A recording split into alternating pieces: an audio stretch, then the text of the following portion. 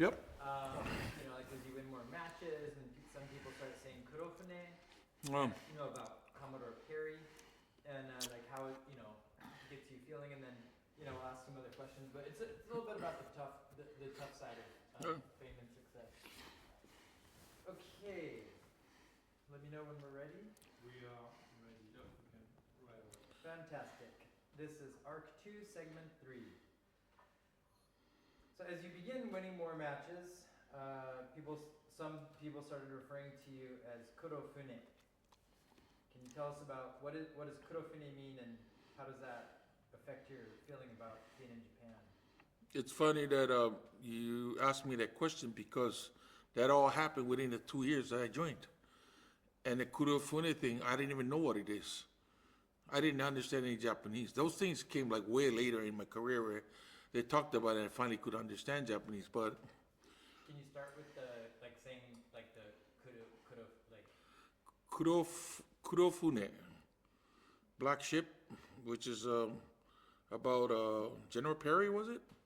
Which I didn't know anything about it. And this all happened within the first 2 years I was in sumo. So I had no knowledge of what was going on and what they're saying about me because my first 2, 3 years I didn't understand Japanese. I didn't read any newspapers. I wasn't involved in media. I did interviews at the best I could with real simple stuff that I did with press, but it didn't really catch up with me until later on in my career. I mean, like when I was getting closer to become Yokozuna was where a lot of different pressure through the media I felt. That's where a lot of bad press happened. It was more towards becoming Ozeki a champion, and after that, finding my way to get to Yokozuna, finding a way to get there, was where a lot of bad press came. What was it like going out in public, even just on a daily basis, even without like necessarily speaking Japanese? What was it like just being out among people in the streets? Well, I noticed going out more as I got into high rank, people started to notice me more, and it got harder to go anywhere, and it got harder to even have privacy. And that came with the territory. Even that, I had to grow up into that to understand how to handle it and stuff. And slowly, I learned how to handle it little by little. But the best solution was never to go out. And then I just went to clubs or places that I knew guys that ran it, or like my friends who ran at a certain club at the same time or a certain restaurant. And even till this day, I still go to the same places. The days I went when I was in sumo, I still go to the same places, same friends that I used to hang out in Roppongi are the same guys I actually have relationships with. And just a couple of follow-up questions. So you mentioned that the Kurofune stuff, you weren't even paying attention to it. So did it ever come on your radar? When did it come on your radar? And like, what did you think about it when it did? The Kurofune thing, and it never came into my radar at all. Like later on, when that wasn't even part of my struggle. I heard about it later on, but the struggle was more about becoming an Yokozuna was even bigger story. If you go into the story, actually, it got on New York Times, and I still remember that at the time, Prime Minister Takeshita was on the news saying there's no racists in Japan, and because they said the only reason why Konishiki didn't make Yokozuna is because he's a racist. But I never said that. I didn't really care. I knew my job was to win, and the only way to get to that position is just win as much as I can, win as fast as I can, and get the numbers that would actually make them realize they cannot really stop me from winning. So it's really, I don't point to people, I don't blame people for anything. If I wanted to make it, I just had to win 2 straight tournaments and just don't lose. Go 15 and 15, and that would have made me Yokozuna, but I didn't. So that was a bigger problem than Kurofune I didn't even think about it. And people talk about it. I actually learned about it later on in the career, but that didn't affect me at all. Did any of the other, I guess, champions, like as you were starting to become a rise to the ranks, people talk to you and be like, yo, like, you gotta be ready for this, or did you just sort of were like, whoa, everything's changing and have to react to it? For me, when I was moving up the rank, there was really no support group or guys who advised me a certain way. The closest thing to advice, person to advice was Jesse Takamiyama. He was my senpai. He just watch who you hang out with and watch the people that you see. And I think Chono Fuji said it best. He pulled me on the side in one practice and said, hey, watch who coming around. Because the days that you're not doing well and people that come around you are your real friends or people are your real supporters. And I kept that very at my heart, and it was very true. When my down days, the same guys that came to me during my up days, and the same guys that came to me when my down days were actually my real good friends. And they would never talk about sumo much, but a lot of them I would be very comfortable in the settings because no one treat me like Konishiki. Everybody just treat me like the kid down the street, down the road, you know. And that's what I needed. I need a family outside of my sumo family. And that's what I built over the years and stuff. So I think that's where I started getting comfortable because there's a place that I could go and just sit around, have a few beers, have some yakiniku or sushi with guys that treated me like another guy, just another guy. I didn't have to be Konishiki, you know. So I think that's where I found my edge and find comfort and finding ways to overcome a lot of stuff that happened off the ring, the sumo doyo. One last follow-up for me. So then, you didn't pay attention to the news, so like you were changing, as you said, people started noticing you in public. Like, I guess, did anything else change? What was it like to start becoming a public figure? Because you weren't paying attention to it. Well, Or for you, you didn't notice it really. Or if you did notice it, what did you notice? Well, once you get to the certain rank, and sumo is so different compared to all the other sports that have it in Japan. We're the one that actually go and see the emperor, and we get to meet, you know, through my sumo career because I was a sumo tori. I got to see a lot of people that you never think about, and sumo is looked at like more like a culture. So we're treated differently by the Japanese culture more than the Japanese people than other sports. Other sports I look like, okay, you good famous baseball player or whatever, but sumo was always like naka tokubetsu. They weren't look at athletes. They were like looked at sumo tori, you know, walking good luck charms, like, you know. So I noticed the respect we got every place we went. You know, I didn't really, and you know, it was a part of our job to actually stay. Be at our best behaviors every time we was in public. That was part of being an ozeki or a high-ranking sumo tori in the sumo world. And I don't know if there was pressure, but to me, it came natural to me. I was always like that anyway. I never wanted to get in trouble because I didn't want to lose everything I got just because I went do something stupid and made a terrible choice. So yeah, it's not really, it didn't really bother me that much. Can you recenter your time bit in the center of the sofa? Oh, can you move over just a second? Tiny bit. Perfect. And remember, Ben is watching. Hmm? Remember to watch always, Ben. Yeah. So, on the occasions when you did have to go out and you know, in the general public and stuff, did people keep their distance and were respectful, or were people like all over you? How was that? It was hard. Everybody noticed who I was when I went on the streets. Wherever I went, people knew. But I did a great job of not even being in public. Wherever I needed to go, I would actually drive up to the door, get in a club, or get in a restaurant, and have my car right outside. You know, I never really walked in public too much. Even today, I don't walk in public. I kind of go to door, you know, and then I still have to go into public. I catch the trains all the time. I catch the planes all the time. So even when I go through there, you know, I try to stay calm all the time and try to handle every situation the best I can, you know. So sometimes the thing I'm afraid of is not everybody's an angel, you know.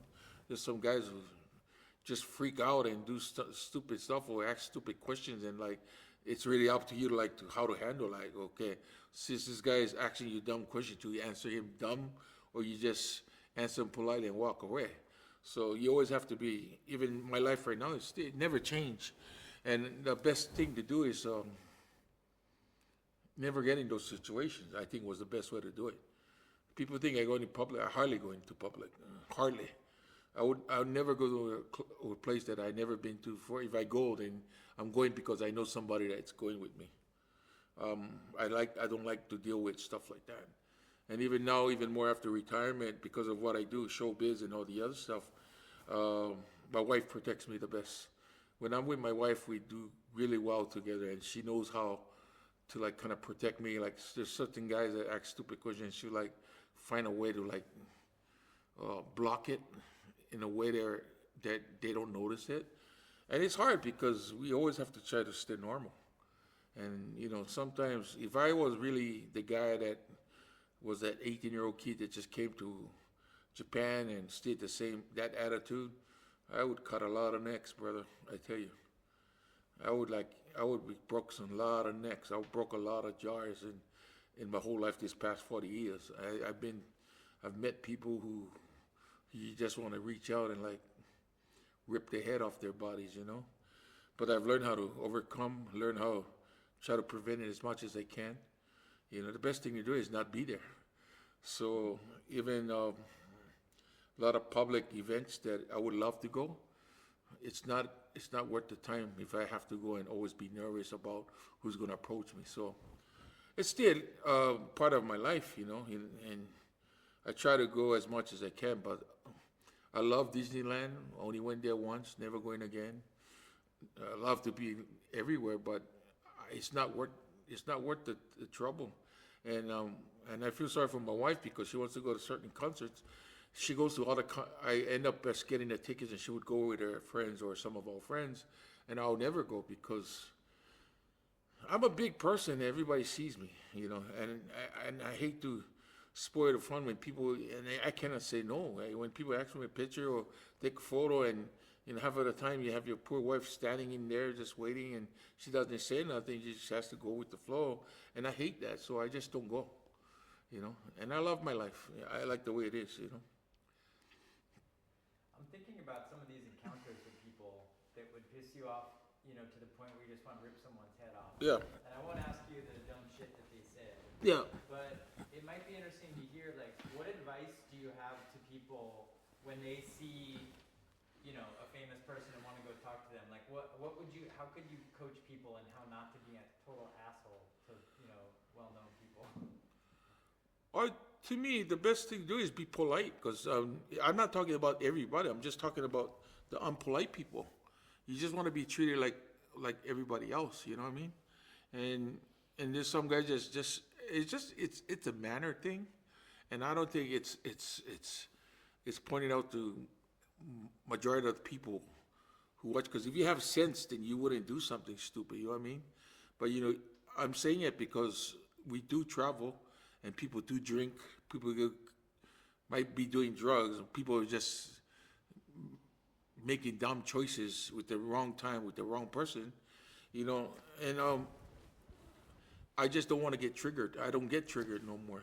I just try to find a way never to get in those situations, because it won't help me get to where I want to go today and tomorrow, you know. So the best advice, if you see somebody famous, and just be as polite as you can. I don't know how they're going to react, but the one thing that you know, that you approach them with the best, with being polite, which is a normal thing for anybody to do, from the way I see it. So I don't know if that's normal or not, but you know.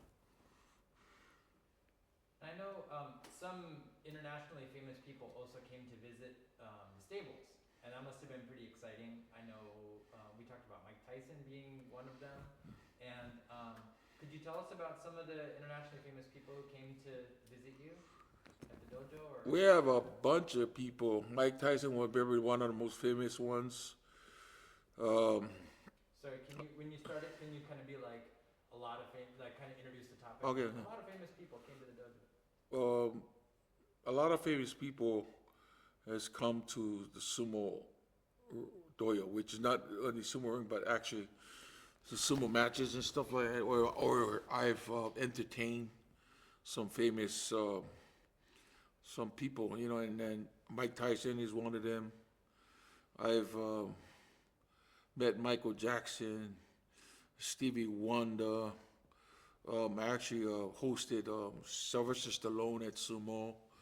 We had one day that we had a phone call that Mick Jagger wanted to come when I was in Osaka, but it ended up like Mick Jagger got the word out that he was going to my stable, and all hell broke loose. That the whole area where we were, our stable had people all over the place, so they had to bring all the policemen in, and they had to cancel it because it. But I had a chance. They invited me to backstage, and I had spaghetti with the boys in the back, Mick Jagger and all those guys.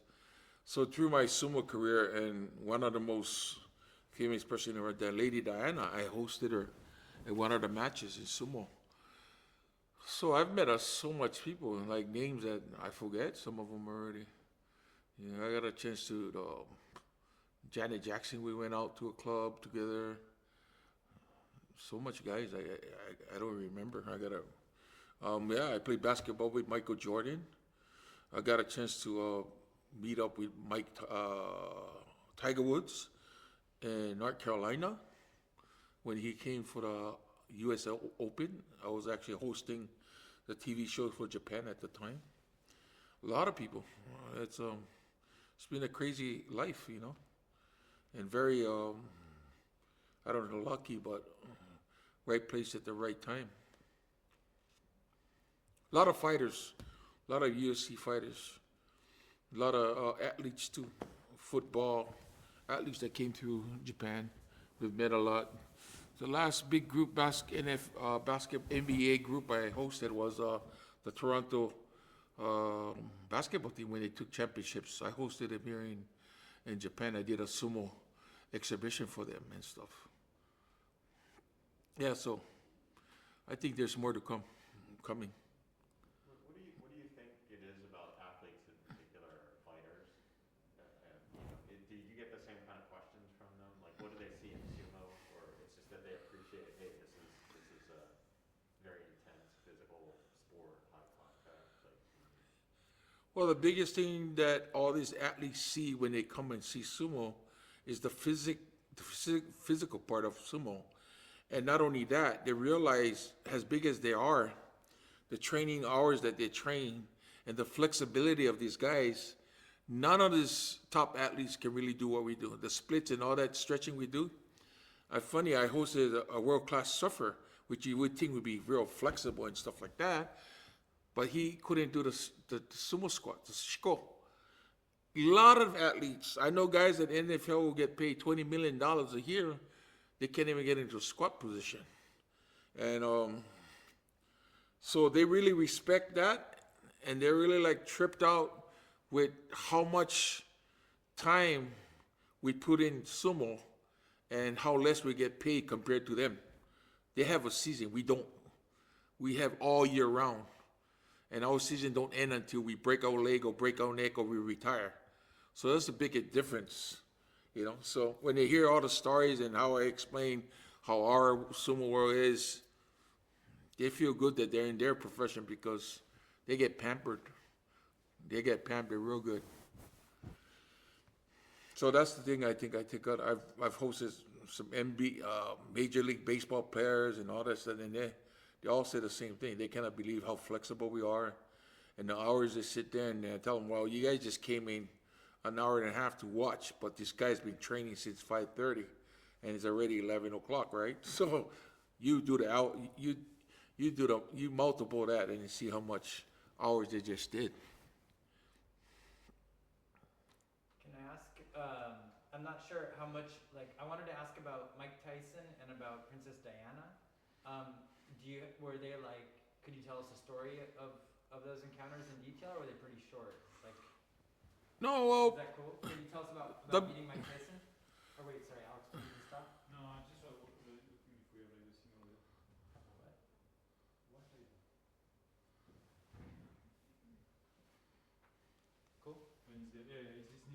Ben, you can hear, right?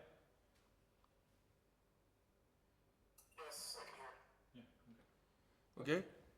So, can you tell us about meeting Mike Tyson? Meeting Mike Tyson was the world famous Mike Tyson losing his first match when he lost to Douglas at the, I think it was a Tokyo Dome. But Mike was still young. He was young at the time. He was real jumpy, and he was with his wife Givens that time. And we had Chanko together, and he was just a happy guy, real cool, real nice to talk to, real outgoing, like real street, you know. And he invited me to his practice session, so we went to one of his practice sessions, and that was the meeting with Mike. And the other meeting was unique, was Lady Diana and Prince Charles when they came over. After they watched the sumo matches, I was told to go upstairs to host her upstairs after the matches. And as the question she was asking me was like, "Wow, are you guys healthy?" I thought, yeah. I said, yeah, we take 2 physicals a year and make sure that we're physically healthy inside, because we have 2 checkups every year. And that's amazing. And she started asking what we eat and stuff, and I was explaining to her, well, we have 2 meals a day. And she goes, 2 meals a day, you get big? And yep, we have 2 meals and stuff like that. She was really worried about at our body weight and how healthy are we and stuff like that. I still remember. And there's another great story about Lady Diana.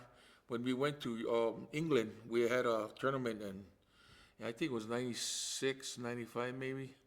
And we had our tournament in Albert Hall in England. And we stayed at a hotel right outside of the backside gate of Buckingham Palace. What's the name of the place? Buckingham Palace.